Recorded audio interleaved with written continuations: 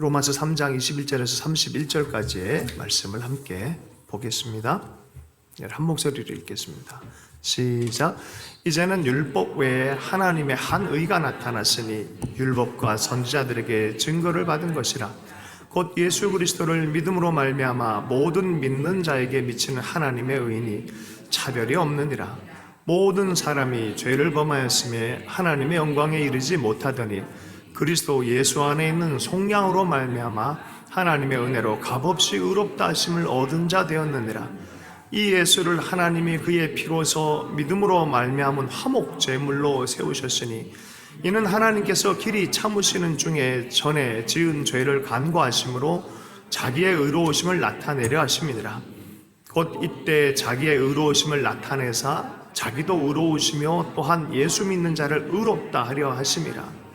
그런즉 자랑할 데가 어디냐 있을 수 없느니라. 무슨 법으로냐 행위로냐 아니라 오직 믿음의 법으로라. 그러므로 사람이 의롭다 하심을 얻는 것은 율법의 행위에 있지 않고 믿음으로 되는 줄 우리가 인정하노라. 하나님은 다만 유대인의 하나님이시냐 또한 이방인의 하나님은 아니시냐 진실로 이방인의 하나님도 되시느니라. 율법 헬레자도 믿음으로 말미암아 또한 무할레자도 믿음으로 말미암아 의롭다 하실 하나님은 한 분이시니라. 그런즉 우리가 믿음으로 말미암아 율법을 파기하느냐 그럴 수 없느니라. 도리어 율법을 굳게 세우느니라. 아멘. 구원의 세길이라는 제목으로 해서 하나님의 의가 나타났으니 앞부분에 계속 우리가 하나님 영광에 이르지 못하는 죄책 안에 있는 인류에 대해서 얘기를 했습니다.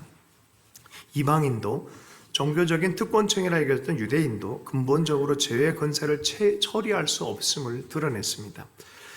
죄에 멍해하지 않는 사람이고 죄와 죄책은 피할 수 없는 것입니다. 많은 이론과 논쟁이 있지만 쉽게 표현하면 절망, 희망 없음입니다. 하나님 없는 인생들도 그래요. 출구 없음에 대해서 이미 철학자들도 다 알고 있어요. 그래서 실존주의자들은 생의 의미가 뭘까? 영혼을 찾는 것에 목적을 찾는 것에는 이제 스톱하자. 그냥 지금을 즐겨라. 왜요? 영혼을 찾을 수 있는 답이 없어져 버렸어요. 뭔가 절망의 절정에서 파산되어진 것을 이제는 그냥 끝났으니까 파산됐으니까 이때 잠깐 누리고 가자. 이 정도 수준입니다. 정말 끝난 것일까요? 인류 전체는 이제는 육신을 잠깐 살다가 먼지처럼 사라져버린 그런 인생일까요? 주님의 속마음을 들어보면 이렇게 말씀하십니다. 에스겔서 18장 23절 말씀, 내가 악인이 죽는 것을 조금인들 기뻐하라고 말하는 거예요. 죽음 가운데 죽어가고 죄와 죄책 안에 죽는 것을 기뻐하지 않는다라고 말씀하는 것이죠. 그럼 하나님, 이거 어떻게 하면 좋을까요? 할 때 하나님 한 목소리를 준비하셨어요. 사람으로서는 할 수 없지만 하나님으로서는 할 수 있는 일이 있다. 율법의 의로 인간의 종교적 열정으로 도달하는 것은 실패다. 어떤 형태로 하는 것은 실패다. 그러나 하나님께서 길을 내셨다라고 말합니다. 그 율법으로는 그 율법 말씀의 빛이 비추면 결국 내 안에 죄가 있다는 것밖에 드러나지 않는다는 거예요. 그게 지난 시간에 했던 얘기입니다. 로마서 3장 19절에서 20절의 말씀을 다시 한번 반복해서 보면요. 우리가 알거니와 무릇 율법이 말하는 바는 율법 아래에 있는 자들에게 말하는 것이니 이는 모든 입을 막고 온 세상으로 하나님의 심판 안에 있게 하려 함이라. 그러므로 율법의 행위로 그의 앞에 의롭다 하심을 얻을 육체가 없나니 율법으로는 죄를 깨달음이니라. 루터가 갈라디아서 강해에서 이런 얘기를 했어요. 잘 들으면 좋겠어요. 율법의 주된 요점은 인간을 더 낮게 만드는 것이 아니라 더 나쁘게 만드는 것이다. 즉 그것은 인간에게 그들의 죄를 보여준다. 그 지식으로 해서 그들이 겸손해지고 두려워하며 마음이 상하고 깨어지도록 하기 위해서, 그리고 그것에 의해 그들이 은혜를 구하고 그 복된 씨 곧 그리스도로 나오게 하기 위해서이다. 율법의 목적이 결국 몰아가지고 한 출구를 낸 쪽으로 몰고 있다는 거예요. 그 출구가 어디예요? 구원의 출구 예수 그리스도. 하나님의 의로 소개하려는 그런 목적이 있다는 거예요. 하나님의 구원하신 하나님의 구원의 의가 이제는 드디어 논의가 되어질 때가 됐습니다. 자, 그런데 하나님의 의를 논하기 전에 하나님의 심판이 공의롭다라는 것들을 좀 이해할 필요가 있습니다. 여러분, 올림픽 하는데 심판이 좀 이상한 경우가 있죠. 심판이 공정하지 않으면 그거는 신뢰할 수가 없잖아요. 하나님이 공정하시냐라는 부분에 대한 좀 논증이 좀 필요합니다. 하나님이 룰을 지키시고 공의로우시냐라는 부분에 하나님은 악을 미워하시고 죄를 미워하시냐라는 그런 주제성과 좀 맞닥뜨려야 할 부분이 있습니다. 잠언 17장 15절 말씀입니다. 악인을 의롭다 하고 의인을 악하다 하는 이 두 사람은 다 하나님께 미움을 받느니라. 하나님 죄를 미워하신다는 거예요. 다윗 왕이기 때문에 죄를 관가하지 않으셨어요. 하나님이 나단을 보내서 죄를 지적하고 죄책을 물으시고 페널티를 부과하셨어요. 공정한 심판자다라고 성경은 얘기를 합니다. 창세기 18장에 보면 아브라함이 하나님과의 공정함에 대한 논쟁을 하고 있어요. 하나님이 10명의 의인을 잇다면 이 땅을 망하게 하는 게 하나님의 공정입니까? 라고 하나님의 공정에 대한 이야기를 공정한 심판자 맞으십니까? 라고 말하고 있어요. 창세기 18장 25절의 말씀이에요. 주께서 이같이 하사 의인을 악인과 함께 죽이시면 부당하오니 의인과 악인을 같이 하심도 부당하니이다. 세상을 심판하신 이가 정의를 행하실 것이 아니니까. 공정함에 대해서 정의에 대해서 얘기를 합니다. 결국 결과가 어떻게 됐습니까? 하나님이 공정하시다는 거 알아버린 거죠. 역시 하나님이 공정하신 심판하시는 분이다라는 거예요. 하나님 나라의 특징 중에 하나가 공의와 정의가 있습니다. 공의와 정의를 이루는 나라가 하나님 나라예요. 여러분, 하나님은 공정하신 분이에요. 우리의 죄에 대해서 간과하시는 분이 아니에요. 어떻게 해요? 하나님은 공의로우시고 하나님의 심판은 공정하신 분이십니다. 전능하신 하나님이 공정하신 하나님이라는 거 알면은 우리의 삶의 태도가 많이 달라져요. 굉장히 두려움 가운데 살아갈 수밖에 없어요. 조심스러운 옷깃을 여밀 수밖에 없는 거예요. 하나님을 경외하며 살 수밖에 없는 것이죠. 이 마음에서 비로소 우리는 하나님의 긍휼이 얼마나 크고 하나님의 은혜가 얼마나 큰지에 대한 이해를 하게 되어져요. 여러분, 하나님의 공의로운 심판에 대한 이해가 없으면요, 은혜를 은혜대로 이해를 못한다니까요. 하나님은 얼마나 심판의 정확한지에 대해서, 어떤 목사님이 죄를 범해서 사역을 그만두셨다가 자꾸 사람들이 요구하는 것 같고 뭐 일도 더 많이 할 수 있을 것 같고 또 나와서 똑같은 죄를 또 범해버린 거예요. 기자가 찾아가서 물어봤어요. 나중에 온전히 회개한 다음에 물어봤어요. 왜 그러셨냐고 물어봤더니 나는 하나님의 사랑에 대해서만 깊이 알았지 하나님의 공의로움에 대해서는 내가 잘 몰랐다. 하나님을 경외하는 마음을 내가 품지 못했다라고 말해요. 다른 말로 하면은 값싼 은혜만 알았다는 거예요. 마음대로 하고 돌아다니면서 은혜로 다 덮으려고 했었다는 거죠. 그런데 하나님은 공정하신 분이라는 거예요. 여러분, 하나님은 공의로우신 분인 줄로 믿습니다. 인간은 전적으로 하나님의 형상의 모습으로 창조됐지만 죄로 인해서 파편화되어져 버렸어요. 그 하나님의 영광을 사실은 잃어버렸어요. 하나님의 관계를 잃어버린 건 하나님의 영광의 통로를 잃어버린 거예요, 사실은. 하나님의 영광을 잃어버린, 형상은 있지만 파편만 남은 존재로 우리가 살아가는 인생이 되어버렸습니다. 공의와 심판의 기준으로 보면 죄와 죄책 아래 인생이 되어버렸습니다. 이제 절망의 광야에서 헤매는 것밖에 남지 않았어요. 그러니 그냥 최선으로 위로할 수 있는 게 그냥 오늘 즐겨라, 이 정도 수준으로밖에 말을 못해요. 그런데 인류의 생각지 못한, 예상치 못한 선물이 드디어 등장했어요. 광야 안에 죽음으로 가는 그 길 가운데 세렌디피티, 우리 삶의, 우리 인류의 세렌디피티, 예상치 못한 선물, 하나님의 의가 등장했어요. 오늘의 본문이 그 부분에 대한 얘기입니다. 구원의 새 길, 하나님의 의가 나타났으니, 우리 21절에서 22절까지의 말씀을 함께 읽겠습니다. 시작. 이제 율법 외에 하나님의 한 의가 나타났으니 율법과 선지자들에게 증거를 받은 것이라. 곧 예수 그리스도를 믿음으로 말미암아 모든 믿는 자에게 미치는 하나님의 의니 차별이 없습니다. 이 하나님의 하는 거, 유대인이냐 헬라인, 못난 자, 가난한 자 차별하지 않는 의, 믿음으로 온전히 하나님의 의에 도달하는 그 의에 대한 이야기를 하려고 하고 있습니다. 다 끝났다 싶었는데 하늘로부터, 우주로부터 하늘 문이 열리면서 초청장이 쫙 내려와요. 하늘의 사닥다리가 쫙 내려와요. 천상으로 하나님의 영광의 초대장이 임하기 시작합니다. 이사야가 경험했고 사도 요한이 경험했고 사도 바울이 다메섹에서 경험한 것이죠. 하늘로부터 내려오는 그 의에 대한 소개, 하나님 나라의 영광을 회복하는 방식에 대한 이야기를 하고자 합니다.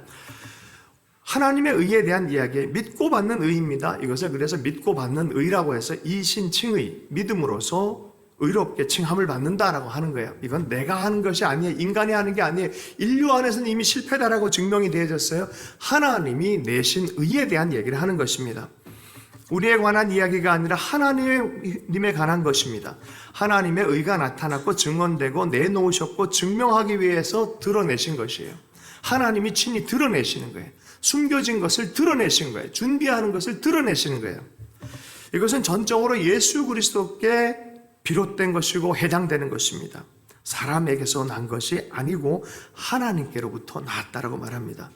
구원하시는 하나님의 의는 구약이 계속해서 가르쳤고 복음이 분명하게 드러낸 것입니다. 자기 주도로 율법을 통해서 완성하려는 도덕적 노력, 종교적 지식, 특권, 이것으로는 하나님의 관계를 회복할 수가 없어요.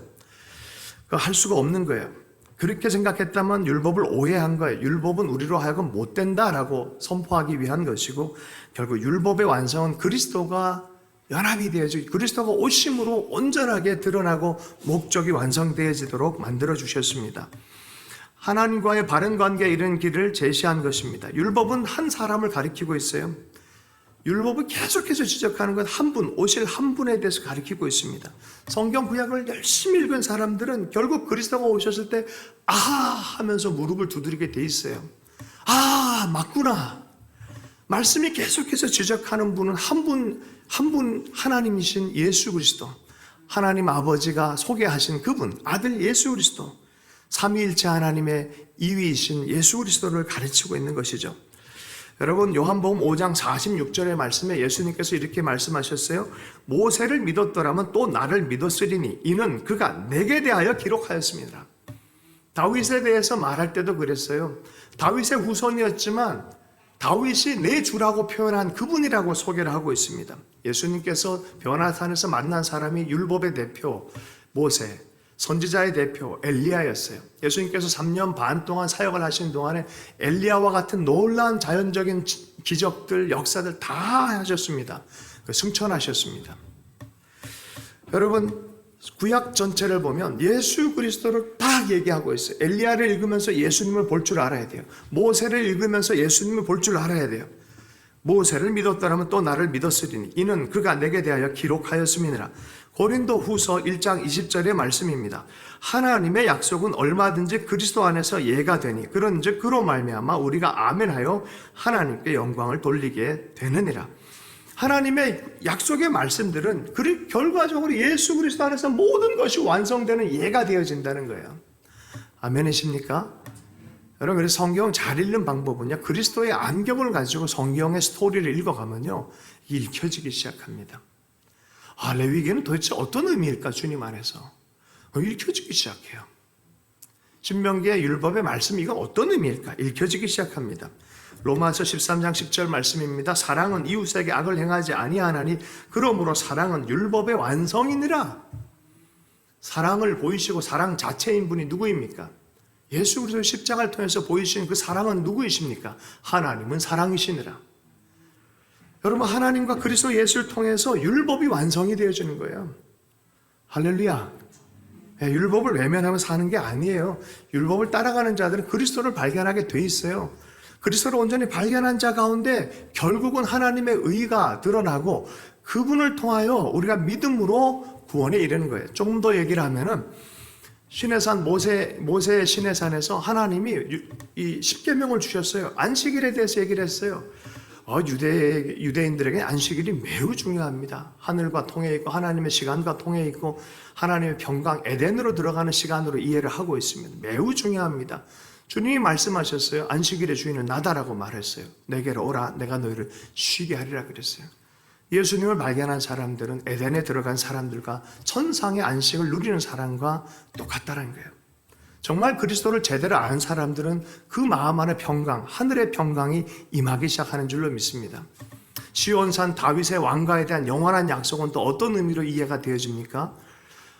오신 만왕의 왕 만주의 주 예수 그리스도, 온 세상을 통치하신 그리스도 안에서 영원한 약속이 이렇게 완성되어지는 것을 이해하기 시작합니다. 하나님 나라가 드디어 이 세상에 침투되어진 것을 눈을 떠서 보기 시작하는 것입니다. 여러분, 하나님 나라의 사람으로 살아가고 계십니까? 그리스도 안에 살아가는 사람들은 바로 이 나라를 살아가는 사람들인 줄로 믿습니다. 이민교라는 사역자가 우리 교회에 한번 들리셨는데, 이분이 사실은 원불교의 전도사였잖아요. 젊은 시절에 어디 가서 있었냐면 소록도를 가서 장례식장에, 불교에는 교리 중에 49제라는 게 있어요. 죽은 다음에 원혼을 달래서 좀 좋은 데 가게 하는 그 49일 동안에 제를 드리고 공덕을 좀 쌓는 뭐 그런 게 있다고 합니다. 천도제라는 그런 것을 이렇게 하고 있는데, 늘 장례식만 되면은 사람들 다 90% 이상 예수 믿는 동네인데, 그 장례식만 치르면 스님 한 분이 가가지고 자꾸 목탁 두드리면서 그걸 하고 계신 거예요. 근데 소록도에 계신 분들은 얼마나 믿음이 또 좋으시냐면, 아유, 오늘은 네가 먼저 갔네 주님 나라, 그러면서 소망 가운데 장례식하고 하늘 가는 밝은 길, 이런 노래를 부르고 있는데, 자기는 그거 남았어, 이 사람들이 몰라서 그렇다라고 하면서 목탁 두드리면서 좋은 곳에 가길 원한다 그러고 공력을 쌓아야 된다 그러고 그걸 해주고 있는 거예요. 어느 날 또 그 목탁을 두드리고 집에 들어와 가지고 불당에 들어와서 목탁을 딱 두드리고 있는데, 갑자기 자기 입에서 요단강 건너서 만나리, 성도들이 부르는 노래소리가 툭 튀어나오더래요. 나무와 탑을 하려고 하는데 그게 또 툭 튀어나더래요. 혼곤해진 영혼 안에서 예수님을 만나는 역사가 일어났어요. 아, 이분이 얼마나 많이 비전에 대해서 하나님께 뒤집어졌는지 요새는 뭘 하냐면 북한 장애인 축구단을 이끌고 있어요. 실제로 북한 정부가 인정을 했어요. 비전을 카자흐에 가서 선교 활동하다가, 북한에 들어가서 선교 활동하다가, 그래서 지금 그 일을 하는 거죠. 우리 교회도 몇 번 오셨어요. 3번의 하나님이 인카운터를 해주시고 하나님의 나라에 대한 이야기를 해주시고, 카자흐로 가라, 북한으로 가라, 그래서 그 일을 지금 하고 있습니다. 이민교 선교사입니다. 이걸 세상 사람들이 어떻게 이해를 해요? 경험을 해야 그걸 알죠. 그죠? 주님의 나라가 이미 임해버린 거예요. 로마서 3장 23절 24절의 말씀을 읽겠습니다. 시작. 모든 사람이 죄를 범하였으며 하나님의 영광에 이르지 못하더니 그리스도 예수 안에 있는 속량으로 말미암아 하나님의 은혜로 값없이 의롭다 하심을 얻은 자 되었느니라. 여러분, 앞에 부분에 단 한 줄로 딱 요약이 되어 있어요. 모든 사람이 죄를 범하였으며 하나님의 영광에 이르지 못한다. 어떤 사람도 그 영광에 이르지 못한다. 존 스토트라는 목사님께서 이런 얘기를 하셨어요. 사람들에겐 분류가 있다. 확실히 분류가 있다. 계곡에 있는 사람이 있고 에베레스트 정상에 있는 사람이 있다라는 거예요. 그러지만 별에 도달할 수는 없다라고 얘기를 해요. 별에 도달할 수는 없다. 높은 것 분명히 차이가 있다. 그러나 별에 도달할 수는 없다. 구원하시는 하나님의 의에는 도달할 수 없다. 오직 예수 그리스도에게만 나오고 그분께 무릎 꿇고 믿음으로 반응하는 자에게 하늘로부터의 초대장이 내려오기 시작합니다. 의는 그리스도의 믿음을 통해서, 믿는 믿음을 통해서 오는 것입니다. 모든 이들이 유일하게 주님의 믿음을 통해, 주님을 믿는 믿음을 통해, 제가 이걸 2번 반복합니다. 주님의 믿음을 통해, 주님을 믿는 믿음을 통해 도달하는 것입니다. 주님은 믿음을 갖고 계셨어요. 절대 믿음을 갖고 계셨어요. 이 길을 걸어야만 구원이 완성된다. 말씀으로 천지를 창조하신 그분이 육신으로 오셔서 구원을 창조하셨어요. 그래서 히브리서의 말씀에 구원의 창조자라고 말씀하세요. 이 길을 걸어야만, 이게 주님의 절대 믿음이셨어요. 그래서 주님의 믿음을 통하여, 또 그 믿는 믿음을 통하여, 주님을 믿는 믿음을 통하여, 이 둘 다가 맞는 이야기입니다. 모든 이들이 그 예수 그리스도 때문에 하나님과 바른 관계를 가지게 되어지는 것입니다. 차별이 없는 은혜라는 것이에요. 유대인, 이방인 이런 거 없다라는 거예요. 우월의식 가질 필요 없다는 거예요. 모든 무릎이 주님 앞에 꿇게 될 때, 믿음의 순종을 드릴 때 받는 것이란 거예요. 할렐루야. 여러분, 이 믿음에 대해서 생각을 해보십시다. 아버지와 아들 관계 안에 믿음이 있어요. 믿음을 설명해 보라 그러면 잘 애들이 설명 못해요. 그런데 아버지인 거 아는 걸 어떻게 해요? 엄마인 걸 아는 걸 어떻게 해요? 이건 관계 안에서 나타나는 믿음입니다. 그에 관해서 소개하는 것이 아니라 그를 드러내는 것이에요. 여러분, 예수님을 제일 먼저 알아본 세례 요한뿐만이 아니라 어떤 지역에 가서 제일 먼저 알아본 건 누구였어요? 군대 귀신이었어요. 귀신이 먼저 알아봤어요. 하나님이신 것을 먼저 알아봤어요. 여러분, 무당들이요, 진짜 하나님의 사람들 먼저 알아봅니다. 또 무당만 전도하는 특수 목사님이 계시더라고요. 사명 받아가지고. 그 천안의 명문교회 담임 목사님인데 이분은 무당들이 금방 안 돼요. 오셨군요. 그래. 목사님이시죠? 우리 다 안 돼요. 무당들이 먼저 다 안 돼요. 그냥 뭐 영적 현상에 대해 다 설명을 해주면 재밌더라고요. 귀신이 귀신 같지 않은 거죠. 하나님의 능력이 접목되어져서 기도와 금식으로 역사가 일어나는 거예요. 이슬람권 안에서 어떤 선교사님이 가서 한 형제에게 복음을 설명을 했대요. 3시간을 설명을 했더니 딱 돌아가면서 한마디 하더래요. 오늘 당신이 나에 대해서 그 3시간 예수님에 대한 설명을 했으니까 내일 알라에 대해서 3시간 좀 설명하자 내가 그러더래요. 충격을 먹었대요. 그리고 나서 한참 하나님께 기도하고 정말 이 마음에 이 불편함이 있어서 기도하는 도중에 하나님 이런 얘기를 하더래요.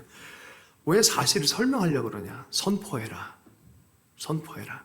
예수님이 널 위해 죽어주셨고 피를 흘려주셨다. 그분은 하나님의 아들이시다. 그럼 누구든지 그를 영접하는 자에게는 구원을 얻는 하나님의 의로운 자로 칭함을 받는 하나님의 약속에 대해서 선포만 했다는 거예요. 갑자기 이 형제가 꼬꾸라져가지고 예수 믿고 지금은 귀한 형제가 되어졌다는 거예요. 여수에서 몇 팀이랑 같이 이 아울리치를 하면서 광장에서 예배를 드렸어요. 우리 예배팀 예배하는 동안에 자꾸 눈이 가요. 어떤 할아버지 한 분이 뒤에 왔는데 검은 봉투를 들고 옆 뒤에 벤치에 앉아 있었어요. 찬양하는 내내 우시는 거예요. 우시는 거예요. 저분 헷갈린다. 저분이 저게 뭐지? 율동하는데도 FL팀이 율동을 하는데도 뒤에서 계속 우는 거예요. 마스크를 올려가 눈물을 닦더라고요.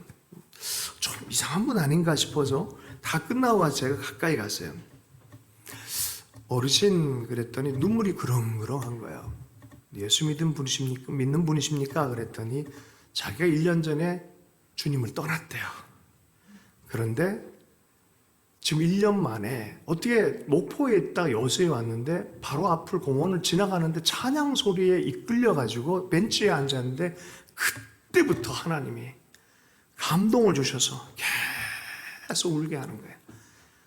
제가 사실은 그 바로 며칠 전에 이런 케이스에 대한 이야기를 들었어요.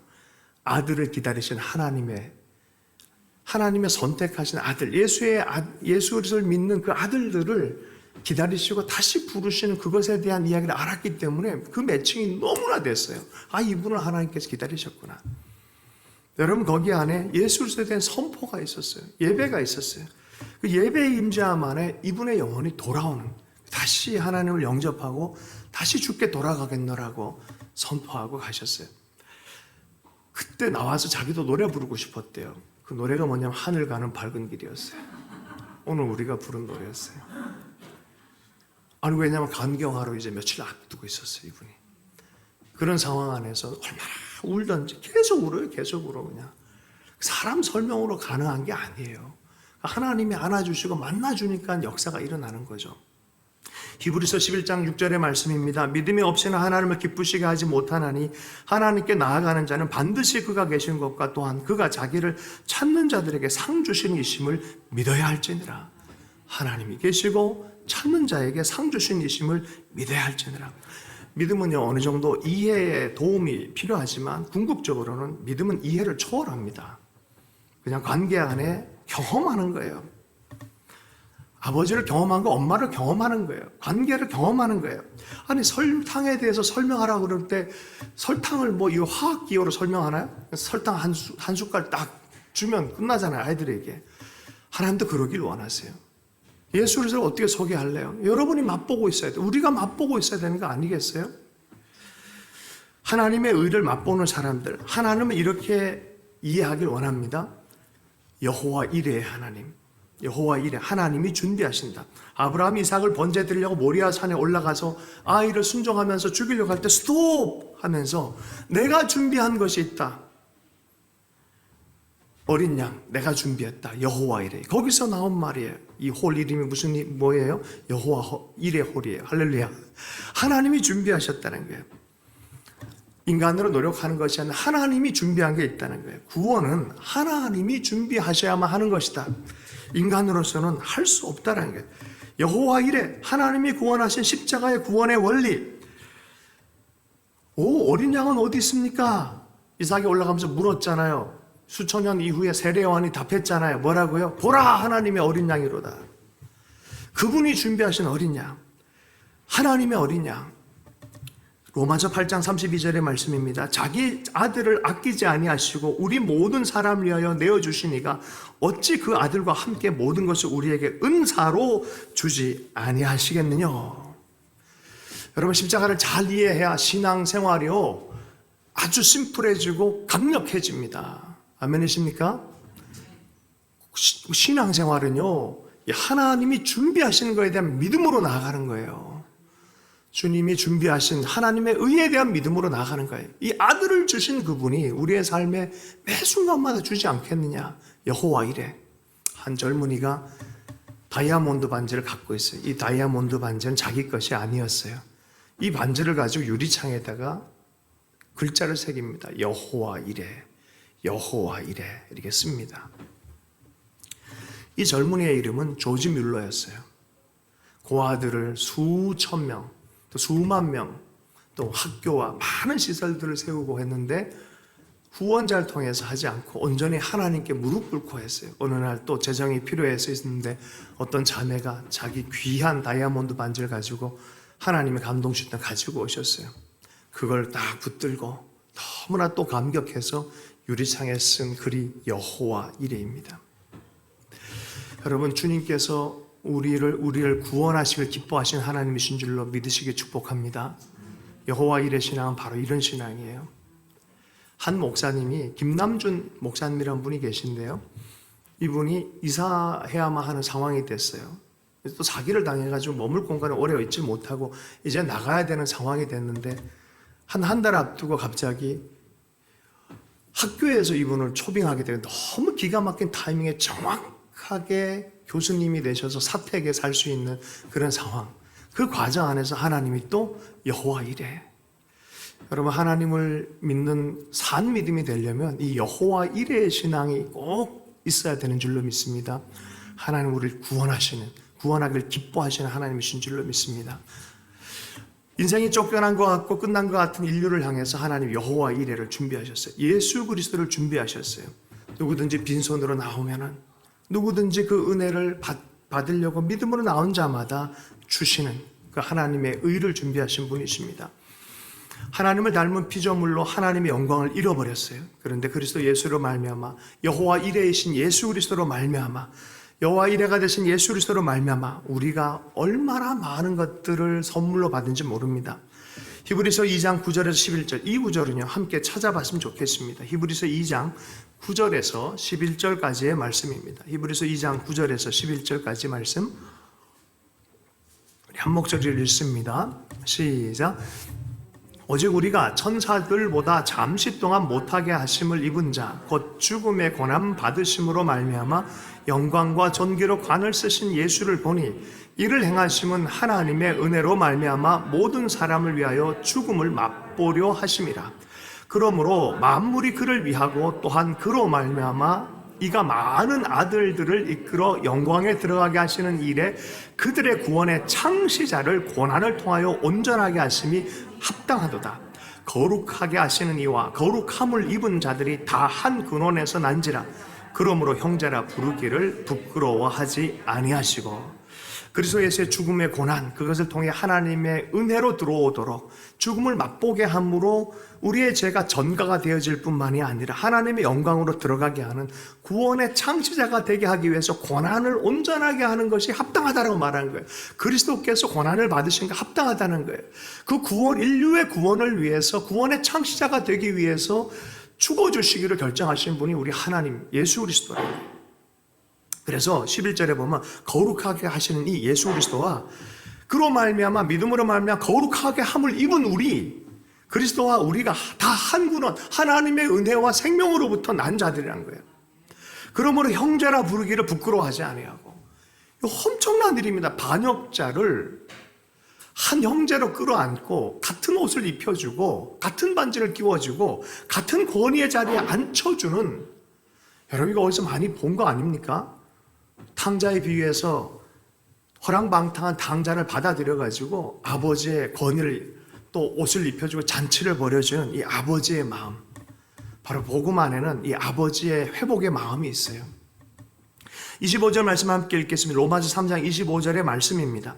이 예수를 하나님이 그의 피로서 믿음으로 말미암은 화목 제물로 세우셨으니 이는 하나님께서 길이 참으시는 중에 전에 지은 죄를 간구하심으로 우리의 의로우심을 나타내려 하심이니. 하나님의 은혜로 값없이 주시는 것이라고 해서 의미 없고 그냥 가치가 없는 그냥 값싼 그것이 아니라는 거예요. 누군가가 값지불을 하셨다는 거예요. 여러분, 값없는 은혜라고 해서 값싼 은혜로 착각하면 안 돼요.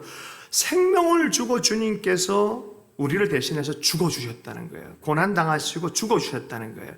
하나님의 공정한 심판을 이루기 위해서 누군가는 죽어줘야 된다는 것이죠. 죄 없는 그리스도께서 우리를 대신해서 죽어주신 거예요. 화목 제사를 드려준 거죠. 그러므로 공의의 말미암은 진노가 제거되어진 제사가 올려진 것이죠. 진노 해소제가 되어진 것이죠. 만족하게 되어진 것이죠. 여러분 보세요. 인류 전체에 처음부터 계속된 이야기입니다. 에덴 동산의 타락의 장소에서 수치를 가리기 위해서 어떤 일이 벌어졌습니까? 동물 가죽을 옷을 입혀줬어요. 동물이 피를 흘린 것이죠. 피를 뿌름을 통하여 수치를 가리는 일이 처음부터 있었어요. 출애굽에는 어떤 일이 있었습니까? 문설주에 어린 양의 피를 바름으로 죽음이 넘어가는 6월절에 출애굽의 구원의 경험을 하는 것이죠. 번제드릴 어린 양이 어디 있습니까? 라고 물었던 그 이삭의 물음에 어린 양 예수 그리스도, 보라 어린 양 예수 그리스도. 그것은 인류 전체를 위한 피를 바르는 그 화목제물로 주님이 오셨기 때문에 그렇습니다. 그러므로 인류 전체의 죄가, 공의가, 하나님의 진노가 해소되어지는 일들, 하나님은 공의의 하나님으로서도 정확하게 일을 하고 계신 분이십니다. 그러나 그것을 자기의 몸에 모든 진노를 받으신 것입니다. 그가 스스로 죄가 되어주시고 죽어주신 것입니다. 여러분, 그래서 역설이 복음 안에는 존재해요. 복음 안에 있는 역설이 이런 얘기입니다. 하나님은 나를 미워하실 때에도 나를 사랑하신다. 죄에 대해서는 공의를 가지고 미워하십니다. 죄인을 미워하십니다. 그러나 그리스도로 말미암아 나를 사랑하시는 역설이 존재하기 시작합니다. 하나님은 나를 미워하실 때에도 나를 사랑하신다. 여러분, 하나님의 진노를 가볍게 여긴다면 그분의 정의, 하나님을 경외하는 마음을 잃어버려요. 십자가에 드려진 제사를 최소화해서는 안 되는 것입니다. 하나님의 진노가 있기 때문에 은혜가 얼마나 큰지, 하나님의 긍휼이 얼마나 놀라운지 우리는 더 깊이 깨닫기 시작합니다. 하나님이 그를 내어놓으셨다라고 말합니다. 스스로 대속물이 되어져서 우리가 마땅히 받아야 될 죄값을 치르신 하나님으로 인간이 되셔서 죽어주셨습니다. 그래서 누구든지 그를 믿는 자들을 통하여, 그의 피를 통하여 우리는 구원받는 경험을 하는 것입니다.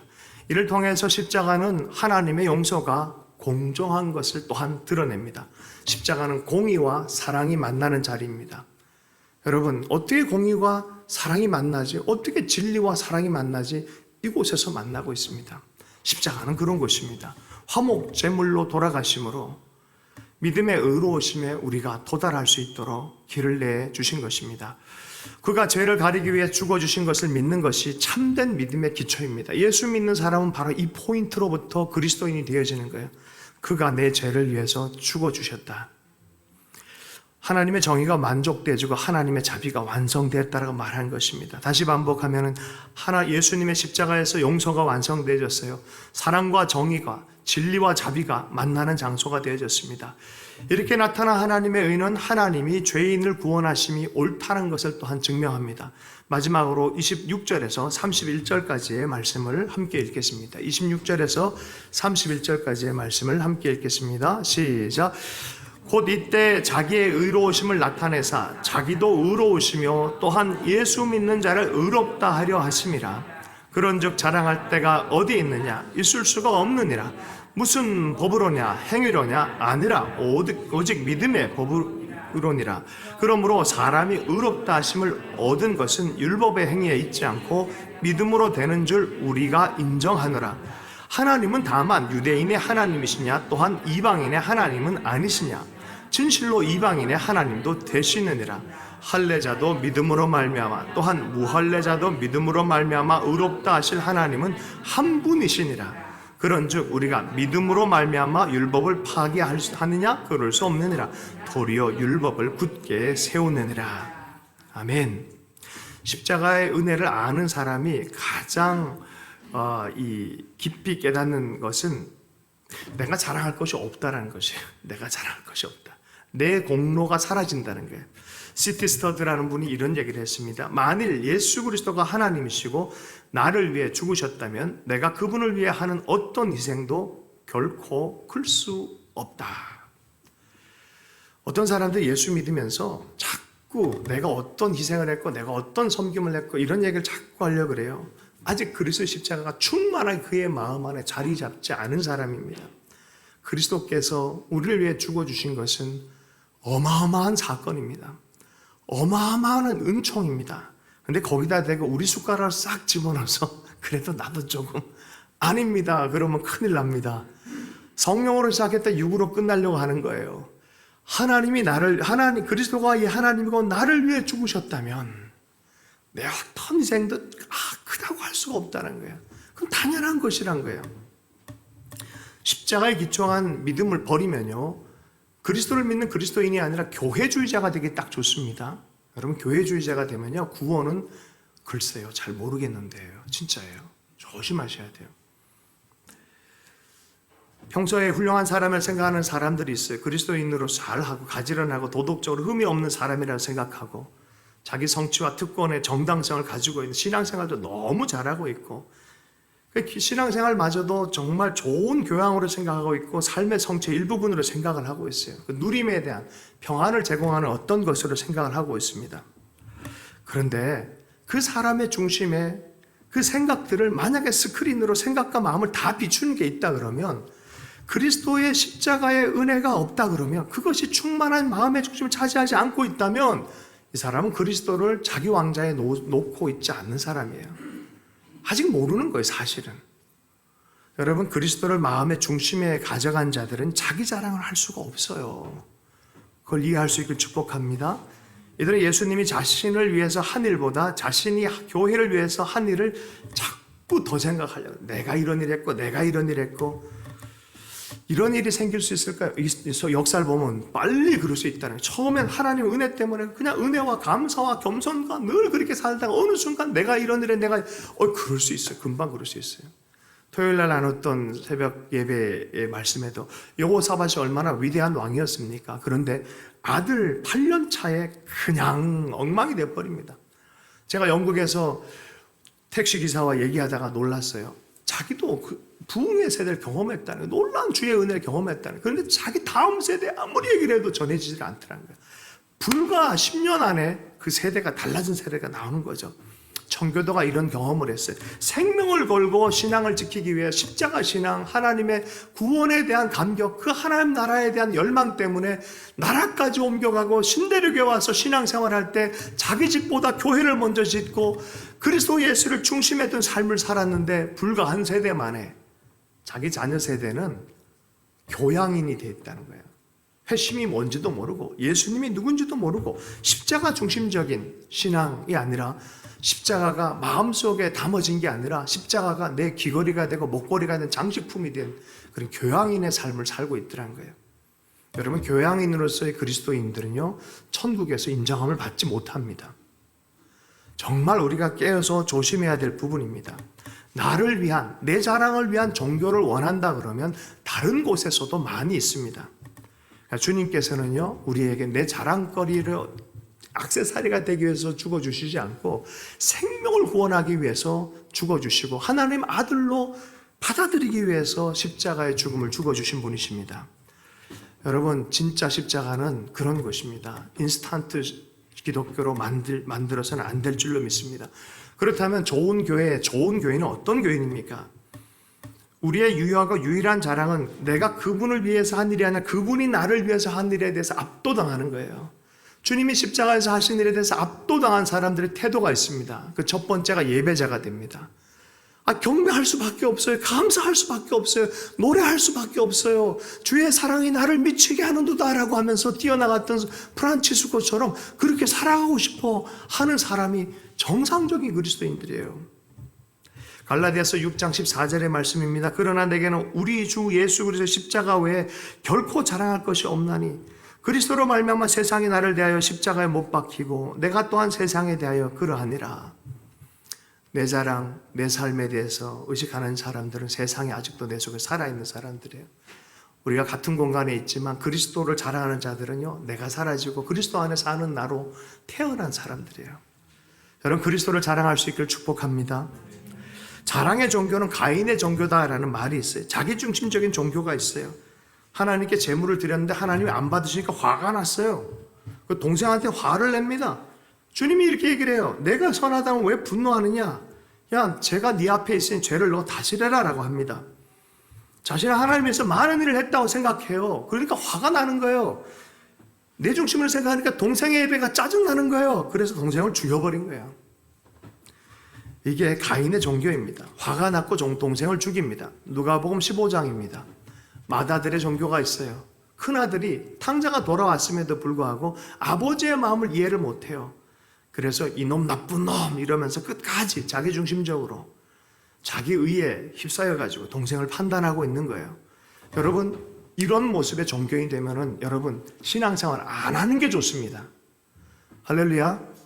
안 하니만 못해요. 신앙을 빙자해서 진짜 그거는 자기 성을 더 쌓는 아주 하나님 보기에 별로 이렇게 기뻐하지 않는 길인 거죠. 어떤 길을 가야 됩니까? 그리스도 예수의 길이에요. 그분이 내신 그 길로 가는 거예요. 모세의 율법은요, 누구도 노력과 특권으로 하나님과 바른 관계에 갈 수 없음을 선언하는 거예요. 율법은 그리스도 예수를 믿는 믿음 안에서 온전히 이해해야 됩니다. 오실 그리스도 안에서 믿음으로 행한다고 할 때 바로서 율법이 바르게 이해가 되어집니다. 그리스도를 향해서 나아가게 하는 것입니다. 여러분, 율법의 완성도 주님을 믿는 믿음으로 완성된다고 성경은 이야기합니다. 율법을 행했기 때문에 내가 더 좋게 느끼는 내 위주로 내 자랑을 쌓아가는 그것은요, 좋은 신앙생활이 아니에요. 십자가를 딱 부딪혀서 우리가 다 회개와 온전한 믿음에 이르러서 내가 은혜로 사는 자이구나, 내가 하나님 앞에 겸손할 수밖에 없는 자이구나, 그것이 우리를 겸손하게 만드는 것이에요. 그렇게 했을 때 비로소 우리는 그리스도인이라고 말할 수 있는 거예요. 인류 전체를 향해서 그 길은 유일하게 내신 길이다라고 말해요. 카자흐에서도, 인도네시아에서도, 아프리카에서도, 북한에서도 이 구원의 창시자가 내신 은혜의 길, 믿음의 길 안에서 많은 사람들이 구원을 지금도 받고 있습니다. 다른 길은 없습니다. 그래, 우리의 100% 은혜의 시선을 담은 사람이 어떻게 자기 공로의 이야기로 자기 자랑을 할 수 있겠습니까? 중세 면죄부를 했고 자기 돈으로 자기 노력으로 구원을 살려고 했던 사람으로 점점 갔기 때문에 주의 말씀이 아니다라고 말한 것이죠. 공로의식, 자기 자랑, 내가 어떤 사람인데라고 자꾸 생각하면 아직 그리스도가 중심을 차지한 구원의 감격이 충분히 경험하지 못한 사람들이라고 생각되어진다면 주님 앞에 주여 나에게 복음의 은혜를 허락해 주십시오라고 기도할 필요가 있습니다. 모라비안 교도를 만났던 웨슬레가 그랬어요. 웨슬레가 자기는 그 체험을 못한 것 같았어요. 그래서 당신들과 내가 너무 다르다. 나 복음 전파 경험하기 전에 복음 전파하면 안 될 것 같다라고 하니까 피터 벨러라는 모라비안 이인자가 한마디 했어요. 당신은 스톱할 것이 아니라 느껴질 때까지 선언하십시오. 경험할 때까지 그 복음을 이야기하십시오라고 가르쳐 줬죠. 여러분, 내 공로, 내 의식, 내 자랑, 내 종교의 어떤 것이 아니라 하나님의 은혜로 사는 은혜의 시각으로 깊이 들어갈 수 있길 축복합니다. 그것이 알아지고 경험될 때까지 우리는 살아가야 될 줄로 믿습니다. 예수님이요, 일하는 종에 대한 자세를 가르쳐줬어요. 너희가 믿음의 사역을 할 텐데 이 산이 저기로 옮기라면 옮겨질 거다. 놀라운 일이 일어날 거다. 그런데 일하는 종의 자세에 대해서 은혜의식, 종의의식을 잊으면 너희들 큰일 난다. 아주 큰일 난다라고 하면서 가르쳐준 말씀이 있어요. 누가복음 17장 9절에 10절의 말씀에 이런 말씀하셨어요. 명한 대로 하였다고 종에게 감사하겠느냐. 너희들 큰 역사가 일어나고 놀라운 일이 일어났다고 대접받으려 하지 마라 라고 말하는 거예요. 명한 대로 하였다고 종에게 감사하겠느냐. 이와 같이 너희도 명령받은 것을 다 행한 후에 이르기를 우리는 무익한 종이라 우리가 해야 할 일을 한 것뿐이라 할지니라. 이거 한 거요, 하나님 명령해서 하나님 은혜로 한 것뿐이에요 라고 말하는 거예요. 대접 안 해준다고 뭐 안 해 섭섭할 이유 없다 너, 그렇게 얘기하는 거예요. 그리고 혹 너희들 그 생각 들어가면은 어느 순간 너희 공로로 신앙생활 하기 시작한다. 그거 아니다라는 거예요. 구원한 자를 바라며 살아가야 될 줄로 믿습니다. 그를 바라보고 믿고 따르는 예수 제자의 삶, 그 사람 안에는 날마다의 실존적 구원도 경험하게 되어지는 여호와 이레를 계속해서 체험하게 되는 줄로 믿습니다. 오늘 죽어서 가는 그 영원한 구원뿐만 아니라 오늘 실존의 삶에서도 늘 구원을 주시는 하나님이세요. 예수님께서 그래서 말씀하십니다. 요한복음 14장 6절 말씀, 예수께서 이르시되 내가 곧 길이요 진리요 생명이니 나로 말미암지 않고는 아버지께로 올 자가 없느니라. 오늘도 그분을 따라가는 참된 제자의 삶, 바로 그리스도께서 우리를 위해 죽어주신 하나님의 아들 되심에 대한 굳건한 믿음 안에 살 수 있기를 축복합니다. 이번에 여수에서 애양원을 들렸어요. 애양원 손양원 목사님의 사역지를 들렸어요. 모르시는 분을 위해서 잠깐 얘기를 하면, 경상남도 함안에도 이분의 기념관이 있고요, 여수에도 큰 기념관이 있는데, 함안은 원래 태어나신 곳이었어요. 사역지는 전남 여수의 애양원에서 사역을 하셨는데 19살 때쯤에 일본에 유학 중에 성결교회 목사님, 이름이 주지예요. 주지 목사 아니라 주지 목사님의 도쿄 중앙교회에, 그분이 노방전도할 때 이분에게 전도를 받고 또 뭐 그 전부터도 특별히 예수님을 믿는 가정이 태어났지만 이곳에 성령을 경험하게 된 거예요. 또 그분의 사역이 나병 환자를 급식 전도하는 일에 하셨기 때문에 큰 감동을 받은 그런 경험이 있어요. 돌아와서 경남 성경학원에서 주기철 목사님과 같이 공부를 하시기도 하고, 졸업 이후에 전도사로서 4개 지역의 지역 교회를 개척하게 됐어요. 33살에 평양 신학교를 들어가게 됐어요. 1938년이 되다 보니까 이제 일제가 신사참배를, 우상숭배를 하잖아요. 하나님 외에 신도 그냥 껴서 문화행사니까 해라라고 하지만 명백하게 우상숭배예요. 다른 하나님이 있다고 말하는 게 어떻게 그리스도인 안에서 용납이 되겠습니까? 그러니까 우리는 못한다 하니까 폐교를 당했어요. 폐교뿐만이 아니라 교회도 그런 일이 생겼어요. 바로 폐교당하는 그때에 우편으로 졸업을 하게 되어지고, 졸업 이후에 애양교회 여수의 이 병원, 나병 환자를 돌보는 이 병원으로 와서 그들의 전도자이자 친구가 되어준 거죠. 이제 몇 년 있다가 신사참배가 계속 교회들마저도 자꾸 잔멸하니까 1940년 9월 25일부터 1943년 9월 25일까지 또 감옥에 들어가게 되어진 거죠. 1944년 9월 25일까지 갔는데 계속해서 나와서도 우상숭배를 거부하니까 종신형이 됐어요. 그래서 1944년 10월부터 1945년 8월 17일까지 해방 이후 이틀 이후에 석방이 되어지는 그런 일이 있었습니다. 이후에 주기철 목사님 교회에서 목사 안수도 받는 그런 일도 있었지만, 우리가 잘 알듯이 48년의 해방 공간에서는 4.3 사건도 있고 여수 순천 반란이라 지금은 항쟁으로 바뀌었죠. 그런 일들, 사상 논쟁이 너무나 컸단 말이죠. 공산주의, 사회주의를 표방하고 있는 젊은이들이 이 목사님의 아들, 친구인데도 불구하고 손동인, 손동신 이 두 아들을 죽인 거죠. 그 아들. 그래서 다시 해방이 되어지고 또 뭐 정권이 좀 여러 가지 변화됐을 때 죽인 그 살인자를 구타를 하고 죽이려고 할 때 이 목사님이 나서서 막은 거죠. 탄원서를 쓰고 때리지 말라 그러고 이 살인자를 내 아들로 삼겠다고 한 거예요. 내 아들로 삼겠다고 말한 거예요. 여러분 그걸 생각해 보십시오. 가족도 이해를 못했다는 거예요. 손양원 목사님 따님 손동희 권사님도 이해할 수 없다고. 그때 정말 이해하기 어렵다고. 그런데 이후에 사랑과 용서를 이해하기 시작했다는 거죠. 공산주의자가요, 이때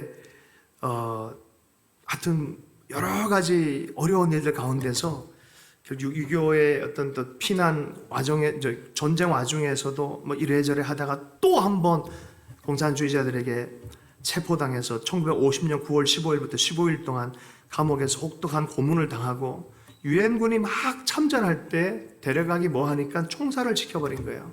이게 손양원 목사님의 삶이에요. 1950년 9월 29일 양년 49세의 나이에 순교를 하게 되어집니다. 예수를 믿는다는 것은 쉬운 게 아니잖아요. 할렐루야. 여러분, 초대교회 예수를 주라고 선포하는 그 순간에 이런 느낌이에요. 이런 느낌. 여러분, 1세기의 공간은 그런 거예요. 예수를 주라고 고백하는 그 순간에 다른 우상들, 다른 통치자들은요, 핍박을 할 수밖에 없는 거예요. 예수를 주라고 고백하는 그 순간에 그만큼의 놀라운 대가 지불이 있는 그 신앙 고백이었어요. 손혜원 목사님의 신앙의 고백이 바로 그런 거죠. 우상 숭배할 수 없습니다. 원수는 끝까지 사랑해야 됩니다. 예수님처럼 죽기까지 충성해야 됩니다. 그가 품었던 안재선이라는 그 자신의 친아들을 죽였던 사람은 나중에 전도자가 되어집니다. 그 안재선의 아들은 안경선이라고 해서 목사님이 되어주십니다. 그 안경선 목사님이 얘기하기를 이런 얘기했어요. 그의 삶은 기독교의 핵심 메시지입니다. 기독교의 핵심 메시지입니다. 그의 삶은 기독교의 핵심 메시지입니다. 여러분, 예수 그리스도를 예수님이 우리를 위해서 죽어주신 것이에요. 값싸지 않습니다. 신앙생활도 우리는 참된 믿음을 어떻게 드러낼 수 있겠습니까? 조금만 대접 안 하면 화내고 내 자랑 좀 하고 싶어하고 분란 짓고 부딪히고 이런 게 우리 시대의 정서 아니겠습니까? 정말 그리스도를 믿는 사람들의 정서가 어디에 있습니까? 정말 진짜 믿음을 드러내고 있습니까? 예수 그리스도의 십자가를 깊이 아는 만큼 우리는 그것을 살아낼 수 있는 줄로 믿습니다. 사랑을 받은 사람이 사랑을 줄 수 있는 줄로 믿습니다. 그렇습니다. 정말로 내가 그리스도의 사랑을 경험한 만큼 우리는 그리스도의 사랑을 전할 수 있기 시작합니다. 십자가만이 이 시대, 우리 시대의 분열을 이겨낼 수 있어요. 수많은 좌우 논쟁들이 있는데 십자가가 유일합니다. 우리 시대 정신에서 이 복음 외에는요, 이 갈등을 치유할 힘이 없어요. 내가 먼저 간 선배인 우리 목사님께서 그리스도 예수를 믿는 길에 대해서 주님이 보여주신 그대로 따라가셨어요. 여러분, 요한복음 사도행전 4장 12절 말씀에 다른 이로서는 구원을 주신 이름이 없으니라고 말하고 있습니다. 예수 외에, 이 길 외에는 다른 이름이 없다라고 말합니다. 제가 그래서 새로운 번역으로 제가 한번 읽고 말씀을 마무리하겠습니다. 다른 누구 안에도 구원이 없습니다. 하늘 아래 다른 이름을 사람들 가운데 주신 일이 없습니다. 그 이름으로 우리가 구원을 받습니다.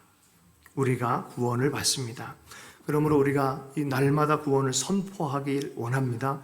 영광의 희망이고 비밀의 영광이 되는 예수님을 선포하고 따르는 진실한 그리스도인이 되기를 원합니다. 주신 말씀 붙들고 잠시 기도하도록 하겠습니다.